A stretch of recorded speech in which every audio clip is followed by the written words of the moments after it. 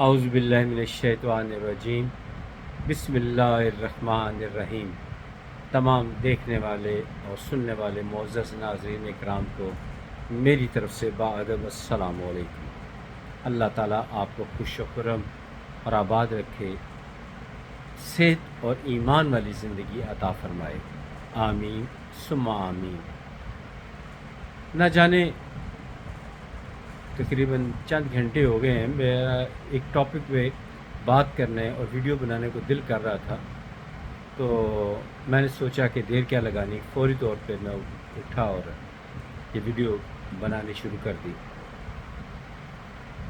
وہ ہوا اس طرح کہ ایک کتاب میرے ہاتھ لگی جس کا کتاب کا ٹائٹل ہے اللہ اور اللہ کے رسول کے شہداء، یعنی وہ لوگ مسلمان جنہوں نے اللہ اور اللہ کے رسول صلی اللہ علیہ وآلہ وسلم کی حرمت پر اپنی جان قربان کی، شہید ہو گئے۔ اس میں کافی لوگوں کا ذکر موجود ہے۔ ایک افغانستان کے غازی کا ذکر ہے، ایک میجر صاحب کا ذکر ہے، ایک کلکتہ وہاں کے کسی مسلمان کا ذکر ہے، اور ایک جیلم کے ایک ملنگ ہے اس کا ذکر ہے۔ لیکن ان سب میں سب سے پہلے نمبر 1 پر موجود ہیں غازی علم الدین شہید رحمۃ اللہ علیہ۔ واقعہ تو آپ کو نے سنا ہی ہوگا، لیکن میں نے چونکہ بہت تفصیل سے پڑھا ہے تو میں اس کو سمرائز کر کے آپ کی خدمت میں پیش کرتا ہوں کہ ایک انارکلی میں ایک پبلشر کی دکان تھی جو کہ آج بھی موجود ہے، لیکن اب وہاں مسلمان کا اپنا کاروبار ہے۔ تو راج پال اس ملعون ہندو کا نام تھا، اس نے ایک کتاب شائع کی۔ دل تو نہیں کرتا کہ اس کتاب کا نام لوں، اللہ تعالیٰ مجھے معاف کرے۔ اس کتاب کا نام رنگیلا رسول، اللہ تعالیٰ معاف کرے، یہ نام رکھا تو مسلمانوں میں غم و غصے کی آگ بھڑک اٹھی، جگہ جگہ مظاہرے شروع ہو گئے۔ میں یہ بھی بتاتا چلوں کہ غازی علم الدین شہید 3 دسمبر 1908 کو اندرون شہر لاہور میں محلہ سری محلہ یہاں پر پیدا ہوئے۔ آپ تک بڑھئی کا کام کرنے والے خاندان سے تعلق رکھتے تھے، لکڑی کے کاروبار سے منسلک تھے، یہ آپ کا آبائی کاروبار تھا، اور آپ نے ابتدائی تعلیم بھی وہیں سے حاصل کی، اور پھر اس کے بعد اپنے والد صاحب کے ساتھ کاروبار میں منسلک ہو گئے، اور اس کے بعد اپنے کاروبار کو وسعت دینے کے لیے کوہاٹ شفٹ ہو گئے۔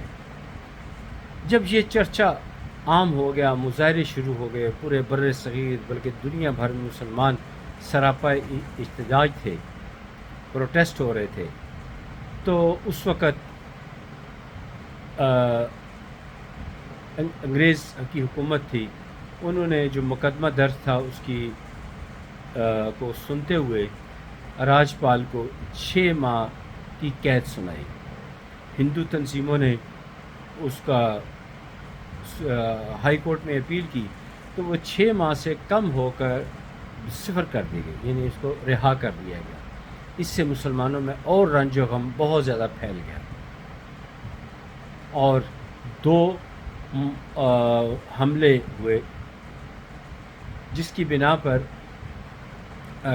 راجپال ملعون وہ کچھ عرصے کے لیے وہاں سے اپنے کاروبار کی جگہ سے غائب ہو گیا، یعنی انارکلی میں جو دکان تھی یہاں چھوڑ کر کہیں اور چلا گیا۔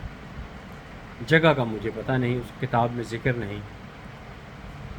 وہاں سے جا کے دوبارہ واپس آیا تو ہندوؤں نے حکومت سے درخواست کی کہ چونکہ وہ اس کا کاروبار متاثر ہو رہا ہے تو اس کی حفاظت کا بندوبست کیا جائے۔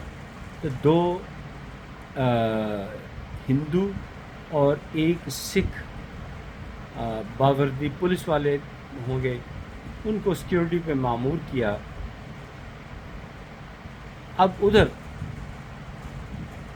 کوہاٹ میں غازی علم الدین شہید کو اس بات کی اطلاع ہو چکی تھی۔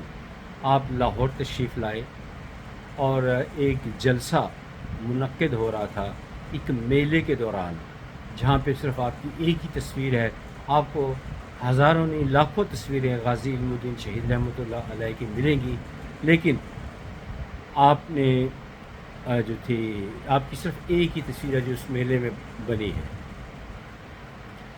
اس میلے میں ایک تقریر ہو رہی تھی جہاں یہ ذکر ہو رہا تھا کہ گستاخی رسول کی صرف ایک ہی سزا کہ یعنی اس کو سزائے موت دی جائے، 6 ماہ کی سزا اور اس کے بعد اس کو معاف کر دینا، یہ غلط بات ہے۔ آپ نے بس یہی اسی چیز کا انتظار تھا، اس بات کا تصدیق چاہتے تھے جب علماء کو دیکھا کہ وہ اس موضوع پر بات کر رہے ہیں، تو انہوں نے پھر ایک تیز دار چھری جو ہے وہ لی۔ مقصد تھا کہ میں اپنا کام بآسانی مکمل کر سکوں۔ اور اب دیکھیں اللہ تعالیٰ کی مدد کہ جس دن آپ صبح کے وقت اس کی دکان پر پہنچے تو تینوں سیکیورٹی والے ابھی نہیں پہنچے تھے۔ راستہ آسان تھا اور آپ نے بزدلانہ وار نہیں کیا بلکہ للکار کر اس پہ وار کیے، اور وہ راجپال ملعون وہیں پر جہنم واصل ہو گیا۔ ایک ملازم البتہ دکان کی دوسری سائڈ پر موجود تھا، اس کے آنے سے پہلے یہ سب کچھ ہو چکا ہوا تھا۔ وہ اسی وقت دوڑا ہوا جو تھانہ انارکلی تھا، وہاں پہ اس نے رپورٹ درج کرائی۔ پولیس تلاش کر رہی تھی، لیکن غازی علم الدین شہید کو نہ تو کوئی خوف تھا نہ کوئی ڈر تھا۔ اس کتاب میں لکھا ہے کہ قریب ہی ایک تالاب تھا، وہاں پر انہوں نے خون سے اپنے جو ہاتھ تھے وہ صاف کیے، اور وہ جو چھری تھی اس کو وہیں پہ رکھا۔ بہرحال آپ گرفتار ہوئے، آلہ قتل بھی برآمد ہو گیا، آپ نے جرم بھی تسلیم کر لیا، اور مجسٹریٹ لیوس اس کا نام تھا، اس نے فوری طور پر تعصب کا ثبوت دیتے ہوئے کیس ہائی کورٹ میں ریفر کر دیا، اور پھر ہائی کورٹ میں مقدمہ چلا۔ قائد اعظم رحمۃ اللہ علیہ کو بامبے میں اطلاع دی گئی، آپ تشریف لائے، مقدمہ لڑا۔ یہاں پہ ایک چھوٹی سی کنٹروورشل بات بھی ہے، میں اس کا ذکر بھی کر دوں کہ قائد اعظم نے اس مقدمے کی فیس لی تھی۔ جب لوگوں نے سوال کیا کہ آپ نے اس اتنے مقدس معاملے میں فیس لی ہے، کیا یہ درست ہے، تو آپ نے بہت اچھا جواب دیا کہ وہ میرا پیشہ ہے، اور جبکہ یہ میرا یہ چیک ہے، خالی بلینک چیک دیتا ہوں، جتنی چاہے رقم بھر لو، یہ میرا ایمان ہے، وہ میرا پروفیشن ہے فیس لینا، اور یہ میں آپ کو جو رقم دے رہا ہوں یہ میرا ایمان کا حصہ ہے۔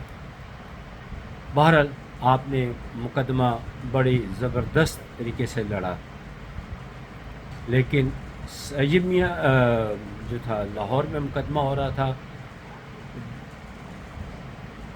فائنل دلائل جاری تھے۔ قائد اعظم نے یہ کتاب میں لکھا ہے کہ اتنے زبردست دلائل دیے کہ جو جج صاحبان تھے وہ کروٹ لینا شروع ہو گئے۔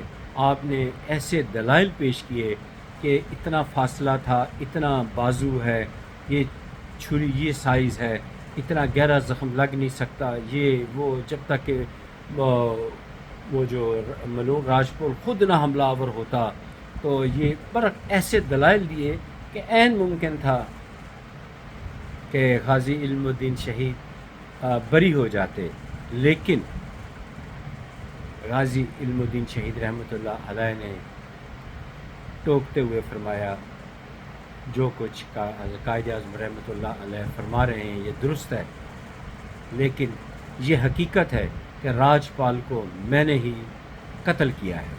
تو پھر بات ختم ہو گئی۔ عدالت میں جو بیان ہوتا ہے اس کی ویلیو ہوتی ہے۔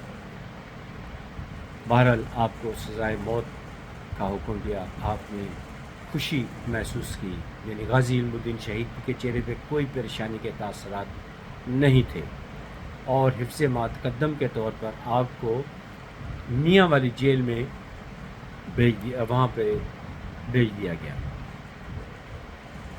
اور ایک دن جیل کا جو وارڈن جو گشت کرتا ہے، اس نے دیکھا کہ غازی علم الدین شہید پھانسی کی رات بڑی امپورٹنٹ رات ہوتی ہے، تو آپ اپنے کال کوٹری میں موجود نہیں ہیں۔ تو جو وارڈن تھا، جو سیکیورٹی پہ مامور تھا، وہ سخت پریشان، بہت پریشان، میرا کیا بنے گا، میرے پہ الزام لگ جائے گا کہ میں نے بگایا ہے، یہ کافی کچھ پریشانی کی صورتحال رہی۔ لیکن تھوڑی دیر کے بعد دیکھا تو ایک روشنی اس کمرے میں تھی، کال کوٹری میں، حالانکہ کوئی اتنا بندوبست نہیں ہوتا، اور پھر اس دور میں تو آپ فوراً پہنچے، پوچھا کہ آپ کہاں گئے تھے، کدھر گئے تھے؟ تو آپ نے فرمایا، یہ کتاب کے الفاظ ہیں، جس نے لکھا ہے، سچ لکھا ہے، جھوٹ لکھا ہے، وہ اس کے اپنے اعمال کا خود ذمہ دار ہے۔ اس نے لکھا کہ حضرت علی کرم اللہ وجہ تشریف لائے اور مجھے نبی پاک صلی اللہ علیہ وآلہ وسلم کی خدمت میں پیش کیا، اور مجھے یہ فرمایا کہ اگر تم چاہو تو تمہیں صبح سزائے موت سے بچایا جا سکتا ہے، لیکن میں نے انکار کر دیا۔ اور یہ ممکن تھا، ہو سکتا تھا، لیکن غازی علم الدین شہید رحمۃ اللہ علیہ نے سزائے موت کو ترجیح دی۔ آپ کو سزائے موت کا جب وقت آیا، آپ کو لے کر گئے، جیل میں موجود تمام قیدی، جن میں مسلمان، ہندو، سکھ موجود تھے، سب غم زدہ تھے، گھڑے سے پانی پیا تھوڑا سارا، اور کلمہ شہادت پڑھتے ہوئے روانہ ہو گئے۔ اور پھر آپ کو پھانسی دے دی گئی، اور وہیں سین میں پہلے سے ہی ایک گڑھا کھودا ہوا تھا۔ تھوڑی دیر کے بعد آپ کو اس گھڑے میں لٹا دیا گیا، کوئی کفن نہیں تھا۔ یہ لوگ غلط کہتے ہیں کہ کفن پہنایا گیا، کوئی کفن نہیں پہنایا گیا تھا۔ اور پھر ایک سکھ نے ایک کمبل، سردیوں کے دن تھے، کمبل جو تھا ایسے پھینکا، اللہ کی شان ایگزیکٹ آپ کے اوپر پورا آ گیا۔ انگریز نے، جو دفن کرنے والے تھے، انہوں نے بھی پرواہ نہیں کی، اور اس کے بعد مٹی اوپر ڈال دی۔ اب اس کے بعد خبر جب پھیلی تو شدید ترین مظاہرے شروع ہو گئے۔ پھر اس موقع پہ عقل مندی کا ثبوت دیا علامہ محمد اقبال رحمۃ اللہ علیہ نے۔ وہ اس وقت کے پنجاب کے گورنر کے پاس گئے، ان سے گزارش کی کہ غازی علم الدین شہید رحمۃ اللہ علیہ کی کہ جسم اقدس جو ہے وہ ہمارے حوالے کر دیا جائے، یہ سب کچھ ختم ہو جائے گا، یہ مظاہرے ختم ہو جائے گے۔ تو گورنر نے اس شرط پر اجازت دی کہ اگر مسلمان اس موقع پہ کوئی مظاہرہ نہ کریں تو میں اجازت دیتا ہوں۔ علامہ اقبال نے وعدہ کر لیا، اور پھر وہ وقت بھی آیا جب علامہ اقبال رحمۃ اللہ علیہ اور کچھ قریبی ساتھیوں کو اطلاع دی گئی کہ آج صبح ان کی ڈیڈ باڈی جو ہے وہ لاہور آئے گی، لیکن لاہور شہر میں نہیں اترے گی، لاہور سے ٹرین گزر کے آگے چلی جائے گی۔ ایک چھوٹا سا واقعہ اور بھی سن لیجئے۔ جب آپ کو مٹی سے کھدائی کرنے کے لیے گئے تو ڈاکٹرز، نرسز اور جراثیم کش ادویات اور جو بھی احتیاطی تدابیر کسی ڈیڈ باڈی کو لینے کے لیے ہوتی ہیں وہ بھی لے کر گئے، سب ڈاکٹرز، اور باقی قبر کشائی کرنے کے لیے۔ اور جو چند ایک مسلمان تھے ان کو کہا کہ اپنے ہاتھوں کے ساتھ کھدائی کرنا اور درود پاک پڑھتے رہنا، اور کوئی چھری یا کھرپا استعمال نہ کرنا، کہیں آپ کے جسم اقدس کو ٹچ نہ ہو جائے۔ تو جب نکالا گیا، نہ کوئی بدبو تھی بلکہ خوشبو آ رہی تھی، چہرے پہ مسکراہٹ تھی۔ آپ کے جسم مبارک کو، جسم اطہر کو وہاں سے نکالا گیا، اور اسی حالت میں ٹرین میں لاہور اسٹیشن پہ بڑا رش تھا، لیکن ٹرین وہاں نہیں رکی، ٹرین آگے جا کے لاہور کینٹ ریلوے اسٹیشن پر رکی۔ وہاں پر علامہ اقبال رحمۃ اللہ علیہ موجود تھے، آپ نے وصولی دی تحریری طور پر، اور اس کے بعد ڈیڈ باڈی کو باقاعدہ اطلاع دی کہ آ گئی ہے اور فلاں تاریخ کو میانی صاحب قبرستان جو ہے یہاں پر دفن کیا جائے گا۔ آگے پھر بڑی لمبی چوڑی تفصیل ہے۔ سید جماعت علی شاہ، قائد اعظم رحمۃ اللہ علیہ، معاف کیجیے گا، علامہ اقبال رحمۃ اللہ علیہ، مولانا ظفر علی خان، اور بہت سارے جید، سید دیدار حسین شاہ صاحب جیسے جید علماء، یعنی اگلی صفحے جو تھی وہ تو علماء سے بھری ہوئی تھی، اور یہ لاہور کی تاریخ کا سب سے بڑا جنازہ قرار دیا جاتا ہے۔ چوبرجی کے دائیں بائیں سب اس وقت زیادہ تر کھیت تھے، لوگوں نے چلتے کھیت جو تھے فصلیں اس کے نچھاور کر دیں، اور گلیوں میں بازاروں میں لوگ چھتوں پر کھڑے تھے، اور جو ٹیوب ویل وہاں پہ چل رہے تھے وہاں پہ لوگوں کو وضو کروایا گیا۔ اور پھر کیا بات ہے، لوگ درود پاک پڑھتے ہوئے والہانہ وہاں پہنچ رہے تھے۔ جب قبر میں اتارنے لگے تو ایک تاریخی فکرہ ہے، وہ آپ نے سنا ہی ہوگا، علامہ اقبال رحمۃ اللہ علیہ نے فرمایا، اسی گلاں ہی کرتے رہ گئے تے ترخانہ دا منڈا بازی لے گیا۔ یہ دیکھیں، یہ عظمت تھی، اور آپ کی وصیت دو ہی تھی۔ ایک تو آپ کی والدہ سے جب ملاقات ہوئی تو انہوں نے کچھ پڑھنے کے لیے بتایا تھا، اگر میرے سے ملاقات کرنے کو جی چاہے تو ہفتے والے دن یہ الفاظ پڑھ کر سونا، میرے سے ملاقات ہو جائے گی۔ اور ان کی والدہ گواہی دیتی رہیں کہ جب تک میں ان کا انٹرویو بھی شائع ہوا تھا کہ میں جس رات یہ کلمات پڑھ کر سوتی، اس رات میری اپنے بیٹے سے ملاقات ہو جاتی۔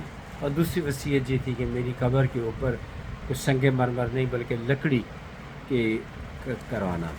وہ آج بھی شاید اسی حالت میں موجود ہے، اور سالانہ عرس بھی منایا جاتا ہے۔ تو اس طرح یہ سارا آپ پر تدفین ہوئی، اور آج وہ تاریخ میں زندہ ہیں۔ لوگ آج بھی ان کی قبر مبارک پر فاتحہ خوانی کے لیے جاتے ہیں۔ یہ تھے اہل ایمان۔ یہ نہیں کہ آپ یا میں اہل ایمان نہیں، لیکن وہ جرت بھی تو تھی نا ان کے اندر۔ وہ پہرا نبی پاک صلی اللہ علیہ وآلہ وسلم کی حرمت پہ پہرا دینے کا حوصلہ بھی تو تھا۔ اللہ تعالیٰ سے دعا ہے، اللہ تعالیٰ ہم سے ایسے اچھے نیک کام کروا لے کہ ہم اسے پسند آ جائے، اللہ تعالیٰ ہم سے راضی ہو جائے، دنیا میں بھی آخرت میں بھی عذاب قبر سے محفوظ رکھے، اور روز قیامت حساب کتاب سے بچا لے۔ آمین ثم آمین۔ اگلی ویڈیو تک اجازت دیجیے۔ خدا حافظ۔ السلام علیکم ورحمۃ اللہ وبرکاتہ۔